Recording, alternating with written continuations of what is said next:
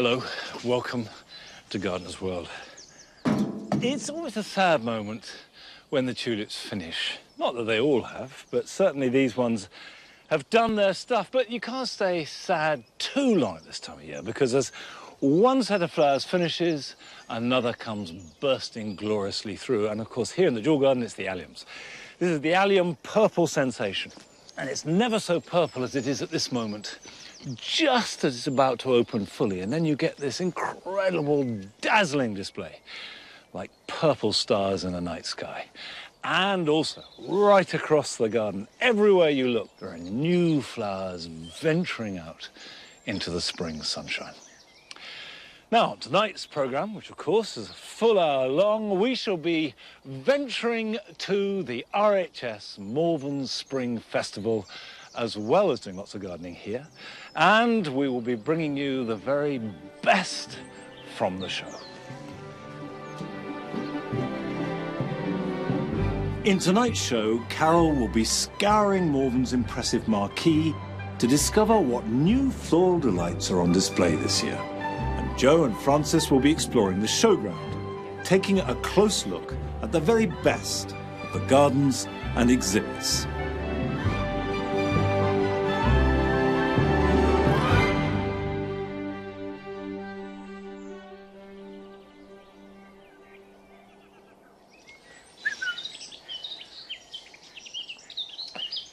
A couple of months ago, I cut back the grass borders right down to the ground, clearing all last year's growth. And I said at the time that you don't want to move or divide grasses until they're growing vigorously. Now, the first grass that I want to reposition is a Calamagrostis. Now, this is Calamagrostis, Karl Forster. And Calamagrostis is one of the first of the grasses to grow. It has really deep, green, lush growth early on, and it then develops very upright stems which can hold nice and firm in any weather. So it's a really good grass to add vertical lines to a border. But it is being crowded out by this cardoon, and I don't want to move the cardoon. So what I'm going to do is lift all or some of that. The garden here at Longmeadow has been very dry. It's been really the driest in May I've ever known it. Obviously, a lot of things suffer, but most grasses cope very well if it's dry. There we go. I think that's coming. Up you come. I'm bringing it over here because I don't have any Calamagrostis in here. It is a plant that does much better in full sun. If you position Calamagrostis in shade, it'll grow, but it flops. But as far as soil goes, it's pretty adaptable.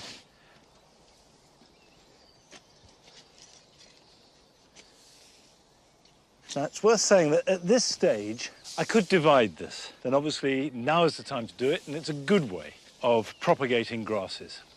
However, when you divide it and replant it, it won't grow much for the first year, and then will gradually take off.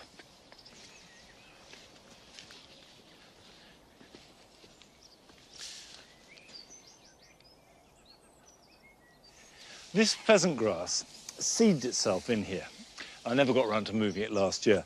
Pheasant grass has got a new name. I know it as Stipa arundinata.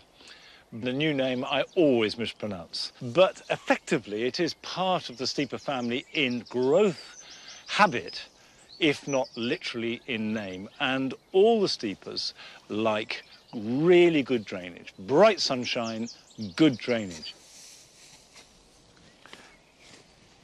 And I want to use it as an architectural plant. They're the exact opposite of Calamagrostis, which is very upright. This needs space to flop. It's not wholly hardy. It's good down to about -10.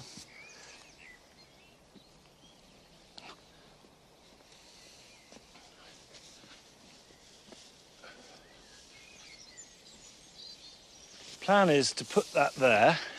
So you can see that it immediately creates an architectural feature. The big difference with this pheasant grass is that it is short-lived, but because they seed themselves so freely, you just replace it.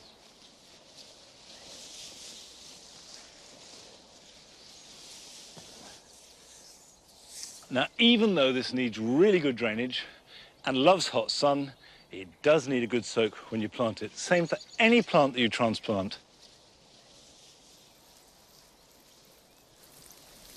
Ideally, soak it the day before you move it, and definitely give it a good water after you move it, and then water it again once a week until you see it growing strongly.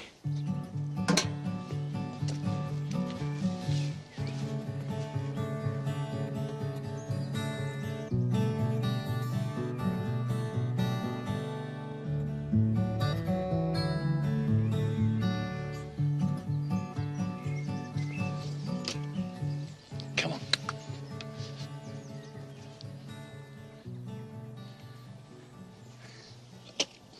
Now, this may not look like much, but this is our new herb garden, focusing on culinary herbs. It's near the kitchen, and the idea is to give us masses of herbs, have generous quantities for cooking. Today, I just want to start by planting some of the Mediterranean herbs that need extreme conditions. And I've already dug out 3 pits because I want these to have the best possible drainage and very poor soil. Because herbs like thyme thrive in poor conditions. Think where they come from. Baking hot Mediterranean hillsides. It may not rain for months. The soil will be all stony. And that is what they like. So that is what I'm going to give them. Now, to that end, I've got a load of rubbish. Oy.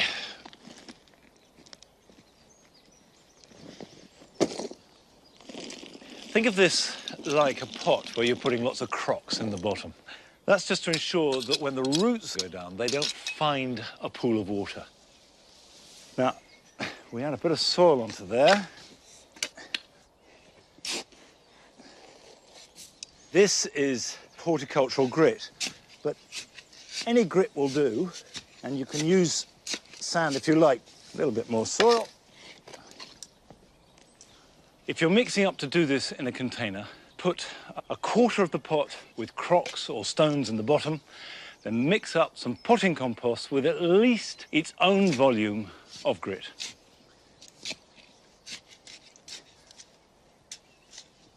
Now I can start planting. And what I'm going to put in here is lemon thyme.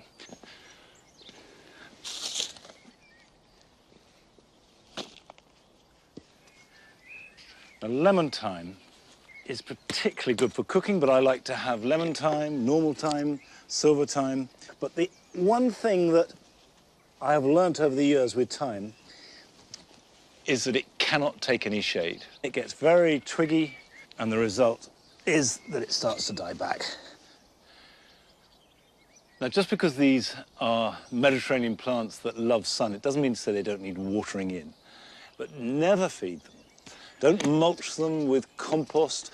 You could put gravel on if you wanted to, but let them grow hard. And apart from anything else, as well as lasting longer and being happy, they will taste much better. Okay, it's a small start, but it's beginning. The herb garden is up and running. I've got 3 bags like this of fennel that we dug out of the borders there, and I want to just recycle them. Because fennel, not only does it taste really good, both the foliage and the seeds, but it looks wonderful. Topped by umbels of flower, and then the dried seed heads are absolutely lovely.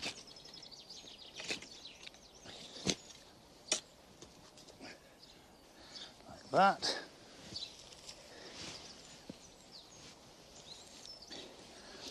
You can see I'm not trying to space these out. I want clumps.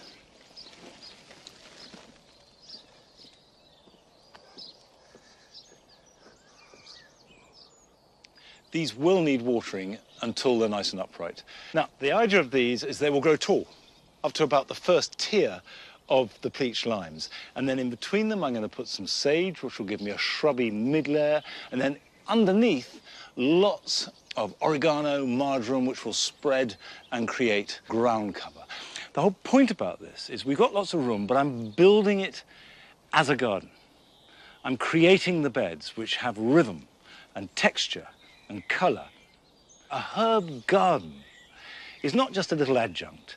It can be a really beautiful place.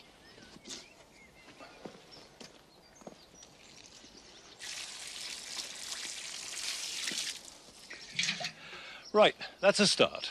And in a month's time, this will be full of herbs. It'll be a nice herby replacement to the box balls.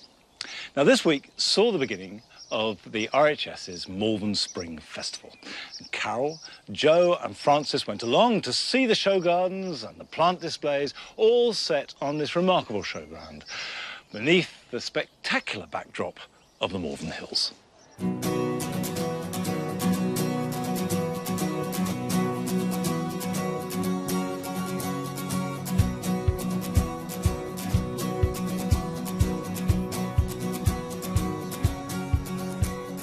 The medicinal qualities of Malvern's local spring water has been well documented since medieval times and brought to the area the great and the good, including Charles Darwin, Charles Dickens and Florence Nightingale.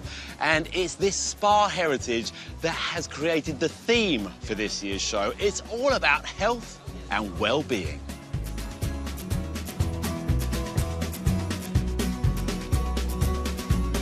If there's one place that really gets me buzzing, it's the Floral Marquee.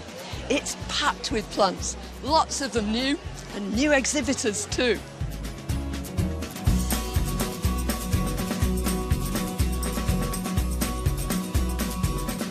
This is my very first RHS Malvern Spring Festival, and I'm looking for plants that have a purpose, as well as being good for your health.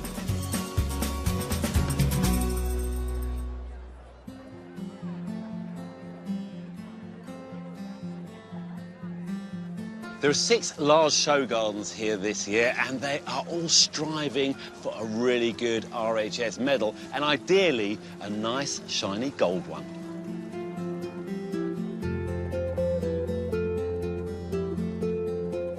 This garden's called The Retreat. It's designed by Villaggio Verdi, and it's for a retired couple who have moved to France and created their dream garden. It's sort of well-being with wedge. There's a lot of money being thrown at this garden, and there's plenty of structure that I really like. These huge olives and these wonderful terracotta pots. And then there's this sort of outdoor kitchen.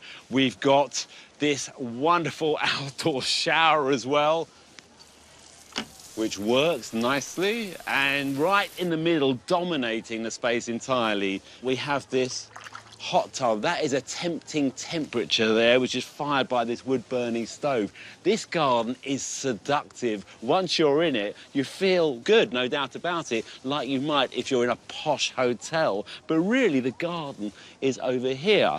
I like the bleached deck boards, and this sort of garden is achievable at home. A lot of these plants will grow outdoors, even the olives, and we've got those aromatic plants, things like the lavenders, the sage, the thyme.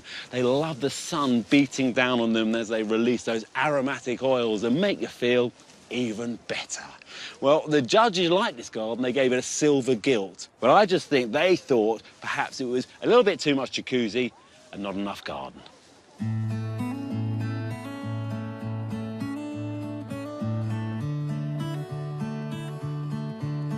This is a refuge garden. It's designed by Sue Jollens, and it highlights the plight of refugees searching for a safe place to live. And this boardwalk that leads you in is all part of the journey, all part of the narrative of the garden. It's not straight, it's not easy, it's really quite difficult and kinked, and it's quite trepidatious walking down here, and that's the idea. But there is beauty too, because we look over this wonderful wildflower meadow that's sunken, and then these water features which represent travelling over water, but make great garden features in themselves. And when you reach the other side, you do feel as if you've made it. You've got to the sanctuary. And this is a community space. It's a safe place. Now, what I like about this garden is it works on different levels, as art forms should. At one level, you look at it, you think, yeah, lovely garden, packed full of beautiful plants. But if you start digging deeper, the meaning and the narrative become more and more relevant. And that, to me, is an example of a really good and interesting show garden. And the judges really liked it too. They gave it a gold medal, and it's really well deserved. Well done, Sue.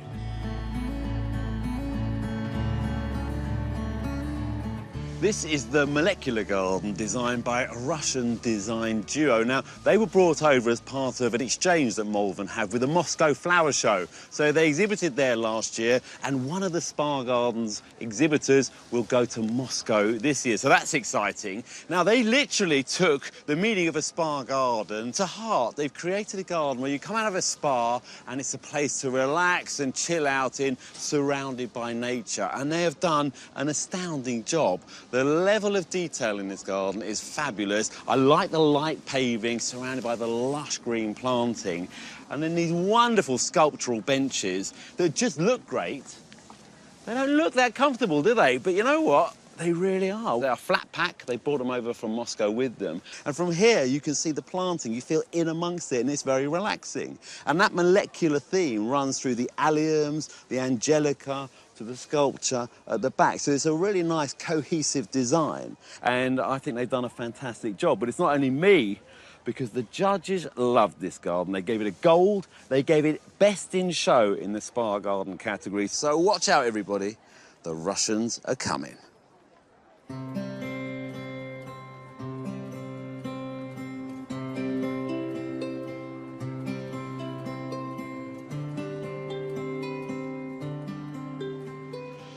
One of the country's leading designers, Peter Dowell, is no stranger to the show. He's supplied plants, built gardens for others, and designed many himself too. Now, this year his design is called At One With, a meditation garden. And a few weeks ago, Francis visited him at his nursery in Ross-on-Wye as he prepared for the show.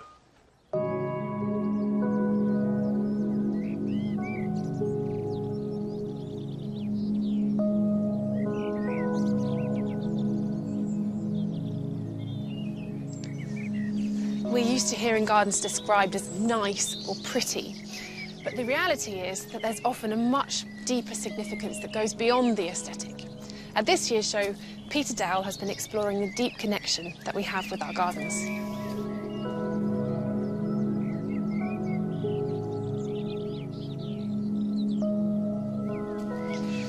So, Peter, your garden is called At One With.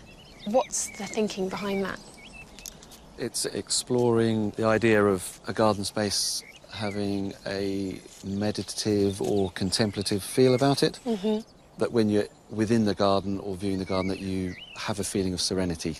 And that's the real challenge. Well, it sounds like an amazing idea, but how do you kind of begin that design process and really putting it into practice? We know the site at Malvern. We've got the lovely hills as the backdrop, of course, and that in itself is an inspiration. And then you start playing with the idea of reflection with water, the earthy elements with rock, and then obviously the muted palette of plants, exploring ranges of greens, textures and forms with the Malvern Hills in the background. Incredible. Is the idea. And when choosing your plants, I'm guessing that you use the nursery around here for inspiration. Yeah, we've got some fabulous ones in the tunnel, actually. I'd love to see them. Yeah, yes, let's have a look. please. Yeah.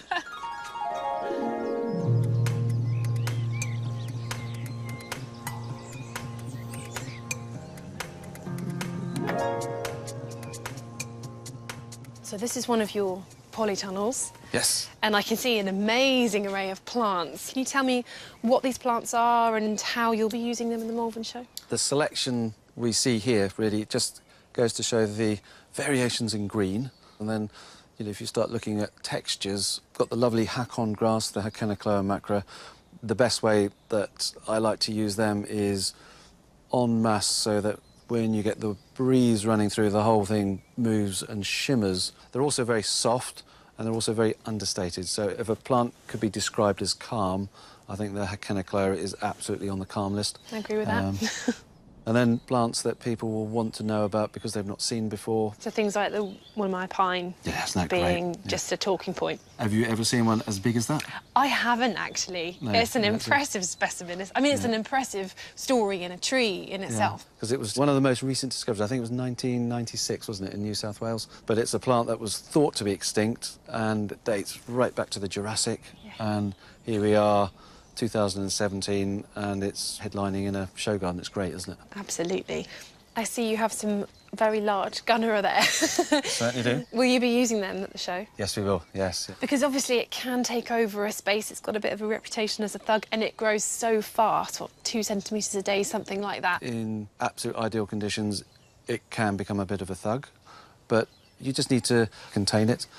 We've had one growing at home in a large tub for the last 5 years. It will make 2 metres by 2 metres at the end of the season as part of a tropical corner, and it's fabulous. It produces this prehistoric-looking flower in the centre, and the sound of rainwater on it and seeing it rush down the veins is just awesome.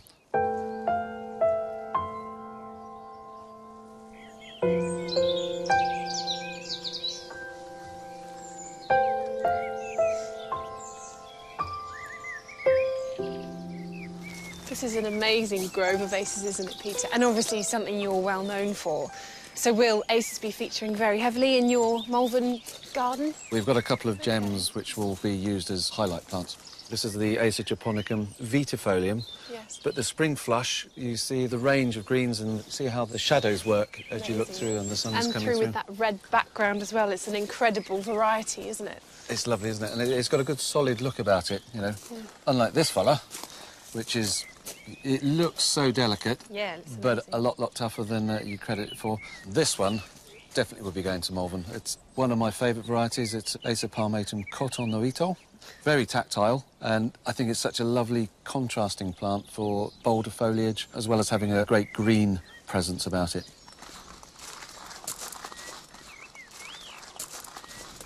Wow. That's an amazing specimen, isn't it? Isn't it gorgeous? Yeah. Yeah. It's variety Acer palmatum kashima. It's naturally a dwarf or a slow-growing one, and it's about 25 years old. It's But beautiful. It's got such a characterful form.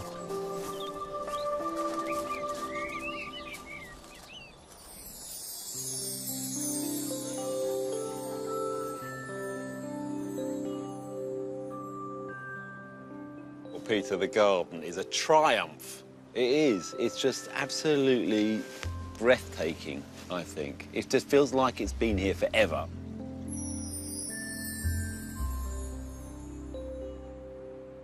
You've got a gold. You won Best in Show. How are you feeling? Absolutely delighted. The thought of just coming down and seeing life or the world at a different perspective was the idea of bringing it in as a sunken garden. And then opting really for a very soft palette of plants, so not pulling in too many colours and just trying to make it as restful as possible. I just love the way you've embraced the Malvern Hills. It's just the most fabulous backdrop, and it's a term I use often in design, and it's a Japanese form of design called shakai, which is the borrowed landscape. By picking out the profile of the hills, you can control the foreground and miss out the midground, and if you do that, you get the two to connect.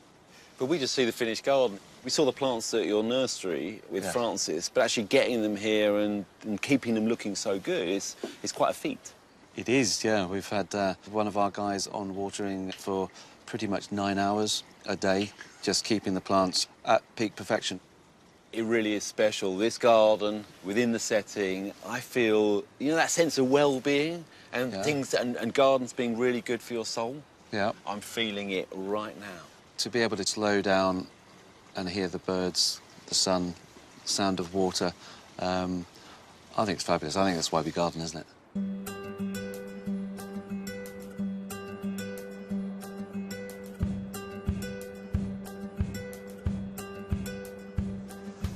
This year at Malvern, the marquee is absolutely massive. It's almost 200 metres long, and it's packed with nursery people from all over the country and full to the gunnels with the wonderful plants that they've brought for our delectation. And I'm really privileged to be in here before everybody else to see exactly what's new.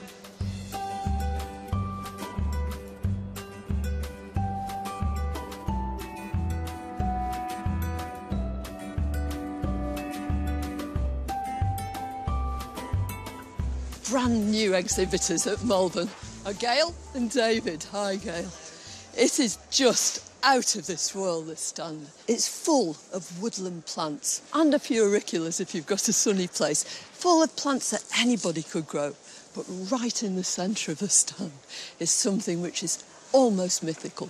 It's a Mecanopsis, but instead of those blue ones, this is red. It's Mecanopsis punica. It's from Sichuan and Tibet, and it's got this exotic air with these languid red petals, almost look as though they're made out of silk. And right here is another exotic-looking plant, a Dactylorhiza. This is a hardy orchid. And you'd think at first, yeah, it's all very well for them. But you can grow this too. Given some shade, a lot of care, and some patience, you too could have a fine Dactylorhiza in your shady bits. And then look at that, as this centrepiece, an anemone. This is Trulifolia, and it looks as though it knew it was coming to the show.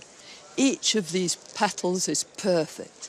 Each of these round flowers looks out symmetrically from this clump in the centre. It really is exquisite. I think it's a beautiful stand.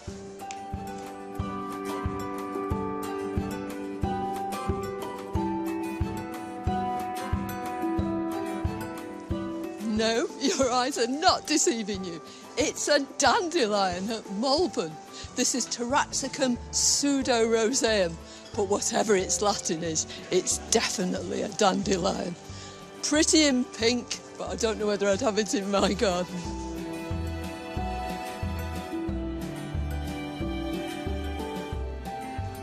Everybody's intrigued by cacti.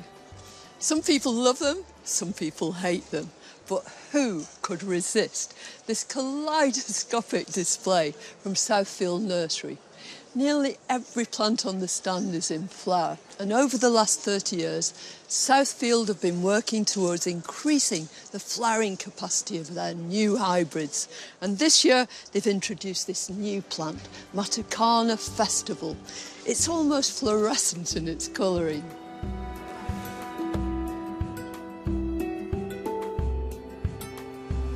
How about this? This is a brand new epimedium called rhubarb and custard, obviously because of the combination of colour within its flowers and the combination between the flowers and these lovely new leaves. There's nothing like the new leaves of epimedium.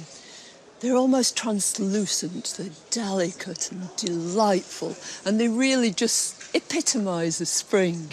They are the go-to plant for dry shade. They're tremendously easy to grow and they'll compete even with tree roots. Splendid plants all round, and I think this is a real winner.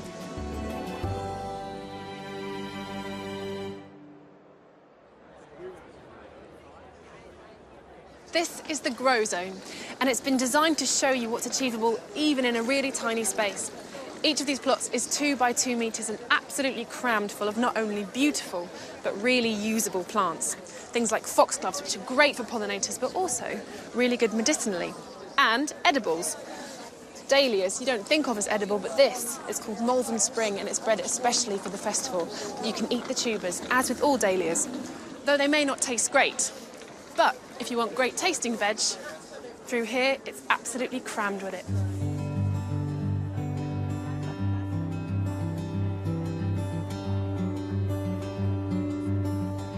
These are the edible beds. They're a brand new feature at this year's festival, and they showcase food growing projects from all around the country that aim to improve the environment and enhance people's lives. There are some farming sisters that I've been told I have to meet. Hello. Hello. Tell me about what you do. We want to sort of give children the opportunity to find out where their food comes from. So back to grassroots and thinking that actually, you know, a carrot doesn't come in a packet in the supermarket. Absolutely. We can go and dig it out of the garden. So what have you put in your bed?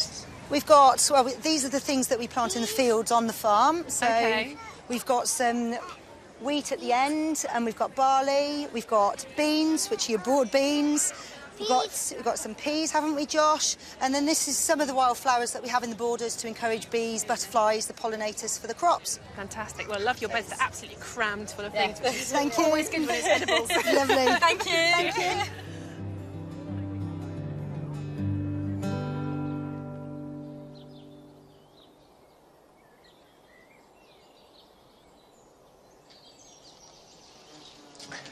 We'll be returning to the show later on. Now, I said last week that it was time to start hardening off plants and get them out. And certainly now you can safely put out citrus. I've taken one lemon to the mound where they spend their summer. Now let's take this one.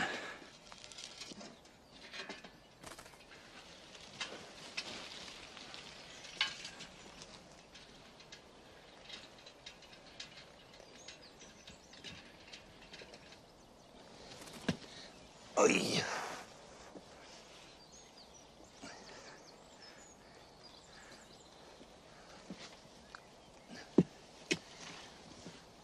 Now, the first thing to do is to set these up on blocks to improve the drainage. Now, when you get them out, have a chance to look at them, it's a good time to prune.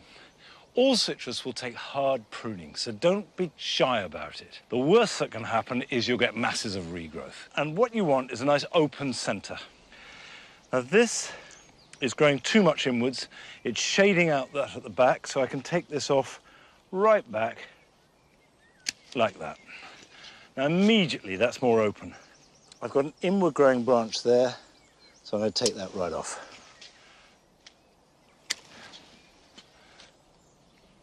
Like that. Okay, what I must do now is reinvigorate it because these are quite hungry plants. Rather than just top dress it, I'm going to scrape off the top inch or so of soil. So I'm making room here to add some garden compost. And actually what I'm taking off is last year's dressing of garden compost. I don't want to damage the roots, so as soon as I see roots appear under the trowel, I'll stop digging.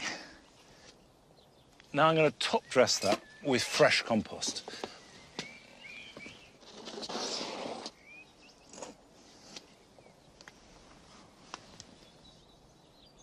It wants to be watered so it's drenched, so the water is running through the bottom.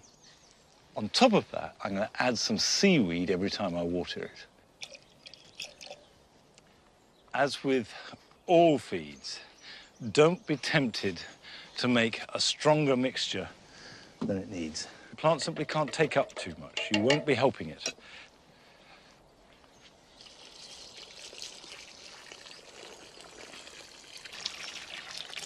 And that should start to appear out of the bottom.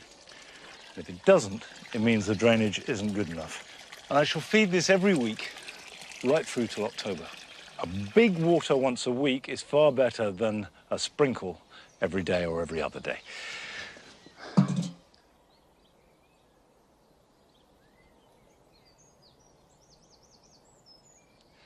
Well, with any luck, the lemons will not only grow successfully, but also avoid the predations of the local rabbit population, because they have become a real problem.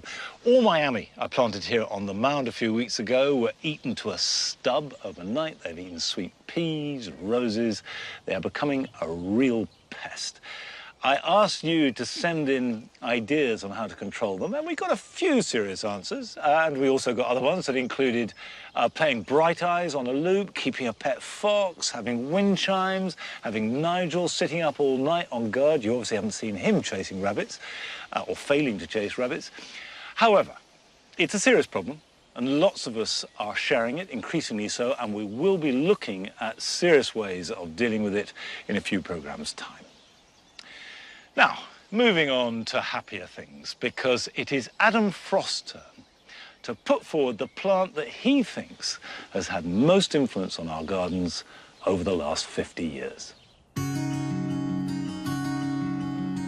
The plant I want to champion is the rose. For me, it sits head and shoulders above all the other plants. When you think about it, over the last 50 years, this plant has travelled and it's changed with us. Whatever style you wish to garden in, you know, whether that's formal, informal, these plants sit comfortably. On top of that, we mark these important occasions in our lives with this plant. And you can get one for any conditions, shady, sunny. The flowers, the array of them, the scent, just beautiful. Fantastic hips. What else could you want from a plant? And if I had to pick one, it would be Rosa Gertrude, my go-to rose. For me, the flower is fantastic. It'll grow as a climber, it'll work in the border. Stunning. So there you go. My plant for the Golden Jubilee has got to be the rose.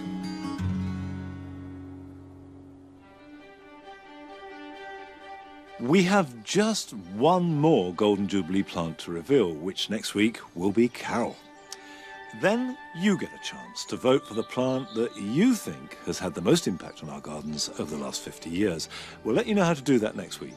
And we'll be announcing the Golden Jubilee plant at Gardeners World Live in June.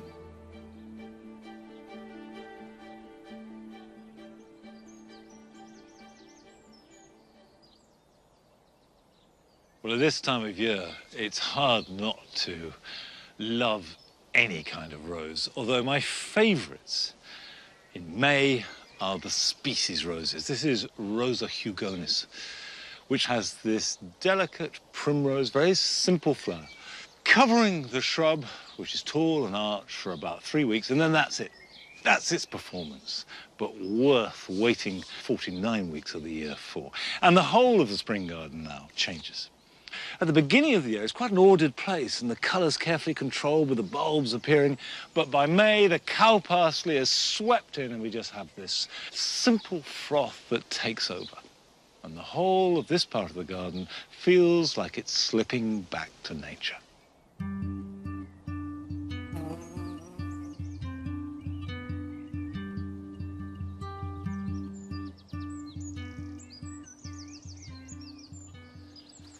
The wildlife garden here at Longmeadow has become one of my favourite places, actually. I come up here at least once or twice a day. And the key to any wildlife garden is not just to make it good for wildlife, but also good for you, the gardener. It's got to look good, and that's the balance. And by the way, the pond I have not touched, but it's packed full of beetles and frogs, and I've seen hedgehogs come down to drink. Whatever it's doing right. Now, a plant that we all grow you won't find in the average wildlife garden is a sweet pea. However, they do make the perfect show plant. And we visit an exhibitor at Malvern who has been growing show sweet peas for the last 70 years. Mind you, he needs to draw upon the experience of all those 70 years to get them ready this early.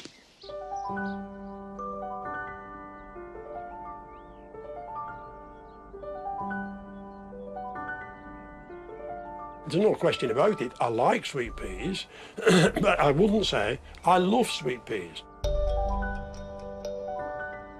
I wasn't going to be a gardener. My father rented a large allotment from the local farm, and by that time I was 7 years old, the eldest of 3 children, and big enough to move a barrow and big enough to handle garden tools, so it was my job to assist in this. And I can't truthfully say I liked it because my mates in the street didn't have the same privileges as having an allotment, and therefore they got more time to play. So I swore I would never have a garden.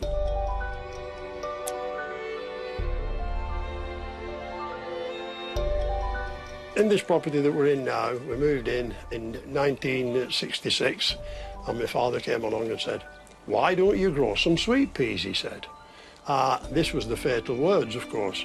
He said, "I'll sow you some seeds." He said, "You prepare that trench." Anyway, they started to flower. Well, I was cutting probably 10,000 flowers a week, but I wasn't going to be a gardener. I was never going to be a gardener. I would suffer this, but that would be it, you see.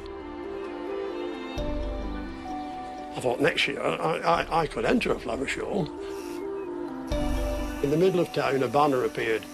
The local show rules said you could enter up to 9 o'clock on the morning of the show. There was only 3 entries in the class, so because there were only 3 entries, I could get a prize, because you never know, some of the others might even get disqualified, and I could see they were better than mine. Anyway, the prizes have been awarded, first, second and mine. Not even a third prize out of 3. And I looked in the mirror and I said, Tom, if you're not good enough to get third out of 3, you need to do something, either forget it altogether or do something about it. So I went to the library and I borrowed a book on sweet peas. I became really hooked.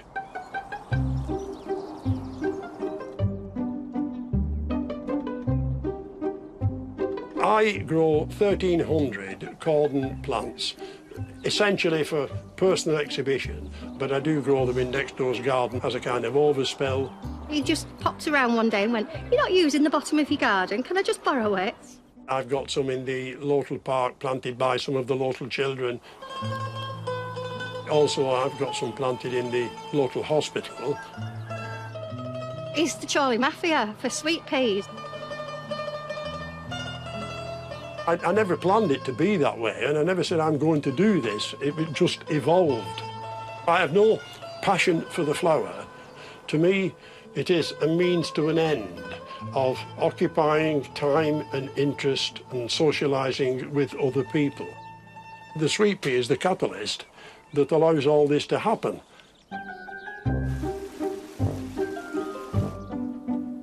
I don't have anxieties about Malvern, just terror, because obviously it's not the sweet pea season. And to do something out of season is a lot of special preparation. In the fridge, we've got 3 plants at this moment.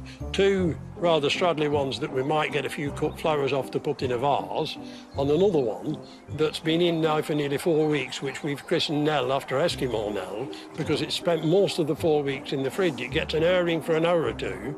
I'm not sure that she's going to make it, because it's still a week off the shore or so at the moment, so we are hoping. This year, the season appears to be a little earlier. It is a little bit a wing and a prayer. We will, I'm sure, have a stand together. Unfortunately, I do realise I'm not a young person and I do have certain infirmities. Well, I would like to think I can keep on growing something if it's only some of the dwarf ones and some of the species. I don't know whether that's a retirement from sweet peas or burial to put under the sweet peas to get plenty body in the ground, but I've bequeathed my ashes already to them, you see, because it's good for them, you know.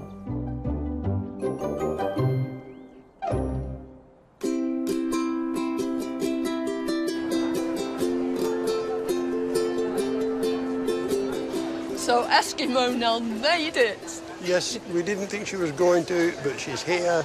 Perhaps she's not shivering now in this heat that we've got here. It's a change for her, so exactly. She's enjoying it. But she's obviously absolutely perfect, because you've won a gold medal. Yes, and we placed it on top of Nell.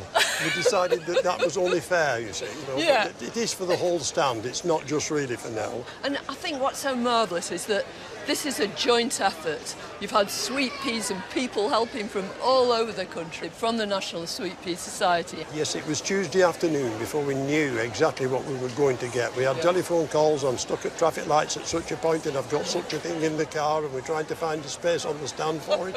And we've changed the design at least 6 times, but it's here, it's wonderful, and yes, a lot of contributions from everywhere. But people would never believe it seeing this. It all looks so cool, calm, collected, and absolutely perfect. One of the aims of the National Sweet Pea Society is to draw in young people too, isn't it? And get them growing these wonderful flowers. Yes, in any society it's necessary to keep continuity. You've got to have succession, and if you're not careful you get too many people with my colour of hair, and we do need to think that we'll be here into the future. Well, with such a superb display, I'm sure you're going to be pulling lots of young people into growing these beautiful flowers.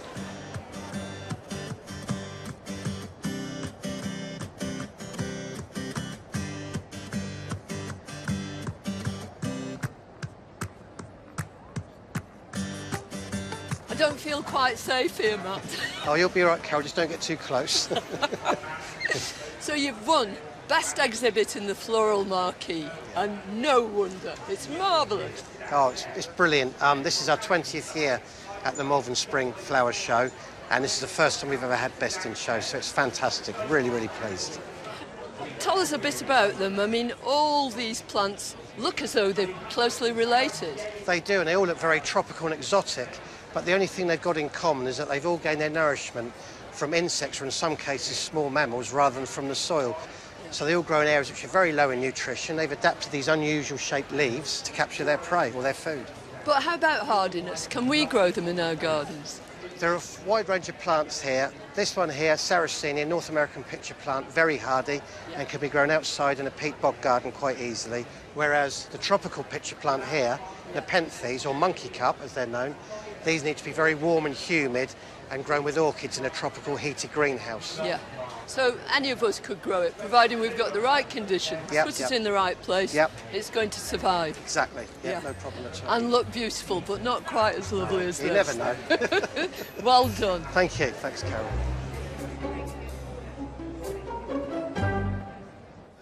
Now, here at the Malvern Spring Festival this year, we have horticultural royalty. We have the Queen of Herbs herself, Jecka McVicker.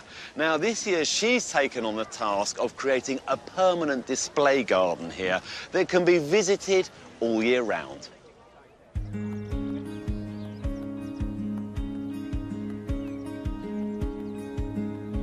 One there, please.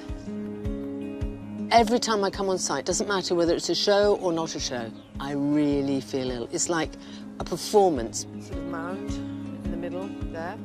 Will my vision work? Is it possible? Because each garden is a bit of you going on show. Foxglove 1. Just there. Lovely. Yeah, perfect. Yeah. Quite a lot to get on with today because we've got to get bed 1 and 2 finished today so that then tomorrow we can do 3 and 4. And then we top dress and leave it and come back in 2 weeks' time. Bit beyond. Perfect.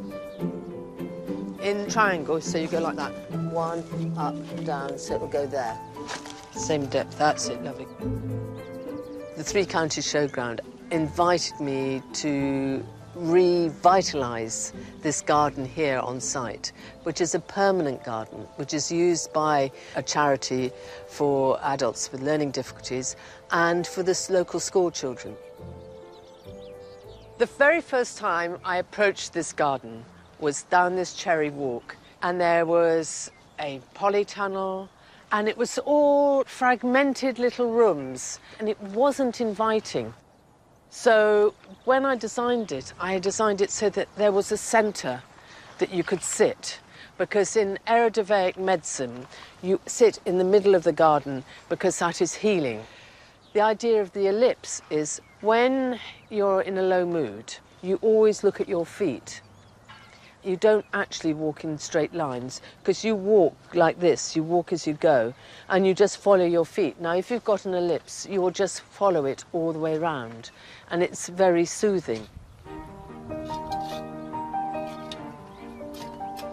The balance of the garden is all about health and well-being. All the plants in it are all about health and well-being. This corner of this bed is seating area.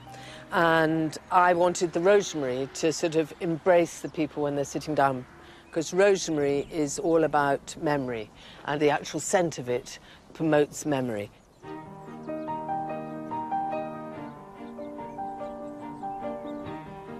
Everybody knows parsley, but parsley is so beneficial. It makes your mouth water, and it makes you feel hungry. So if you've got someone who's lost their appetite, all you've got to do is add fresh parsley mashed up with some eggs or with mashed potato, and then they get eating again. So, and it's very high in iron and very high in minerals because it's got a long taproot which goes down into the soil and brings it all back up into the leaf. My love and passion for herbs started from childhood. My grandmother was the most fantastic cook. My mother had the most fantastic garden, and I could tell the difference between apple mint and spearmint before I went to school. Every day I'm learning something new. I don't know of any other world where every day you can have something given to you for free, like gardening. You've got cardoon, which is a bitter herb, and it's the leaf ribs that are eaten, and that helps your digestion. You've got lemon balm, and lemon balm relieves tiredness, headaches and tension. You've got woad. That was used traditionally as a dye plant. Now it's under research in Italy for its natural antibiotic properties. There's so much, and there's so much in here that can be of use to man. Well, we've nearly finished bed 1. Wonderful. It looks amazing, better than I imagined, and I'm really chuffed. I'm hoping that when people come into this garden at the show, they'll be able to sit down for 5 minutes, breathe and relax, have a cup of tea, and then be able to go and face the show again.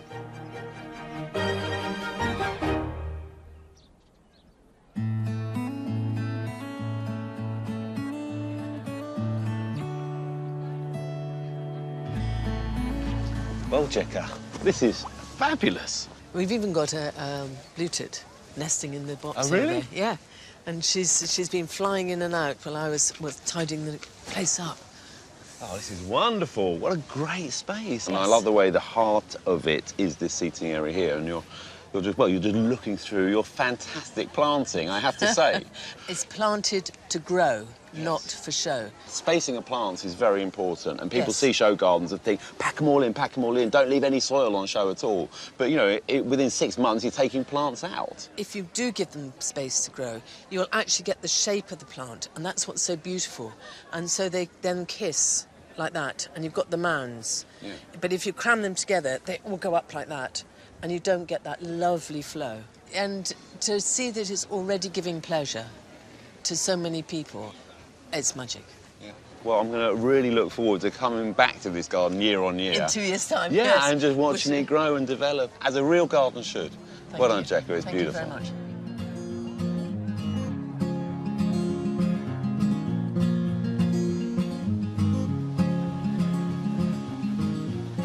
Well, what a great show. I think this is the best show ever at Malvern. Yeah, and that big marquee is splendid, isn't it? I Yes. think it's superb. What's your favourite bit then, Carol? I think it's got to be that master growers display. The RHS are running this scheme, so at every show, one nursery has been asked to do a really big, wonderful exhibit. And this time, it's just out of this world. They've got ferns, pelargoniums and ivies. And the quality is just, it's utterly superb. What about you? Well, it's kind of overwhelming because it's my first Malvern, so everything. But I think if I had to pick some of the alpines on the stands, I've got loads of succulents, and now I've just bought loads of alpines too, because you can grow them everywhere. Just a bit of light, not much water. Yeah. It's good for Yeah, me. bit of grit. Yeah, exactly. And the great thing about them is you can have lots, can't you? Exactly, In a really small cram space. them onto the windowsill. Yeah.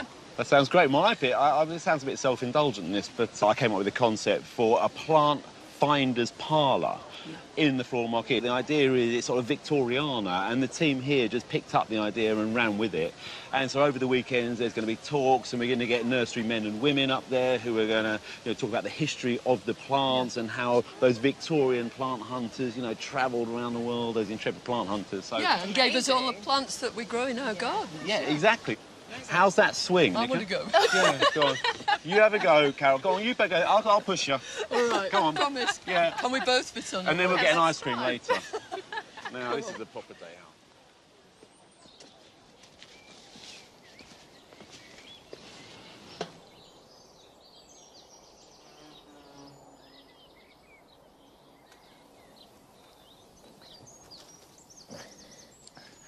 I'm just giving this Clematis geraniae a little bit of support so it can clamber into this Rosa complicata rather than sprawling all over the border. Now, if what you've seen makes you feel you would like to go along to Malvern, do. It's open till Sunday night. And if you go to the RHS website, you'll get all the details about tickets and directions and opening hours. But there's no doubt about it, a show is a lot more pleasant if the weather is good. So let's go and see what the weather for the weekend has in store.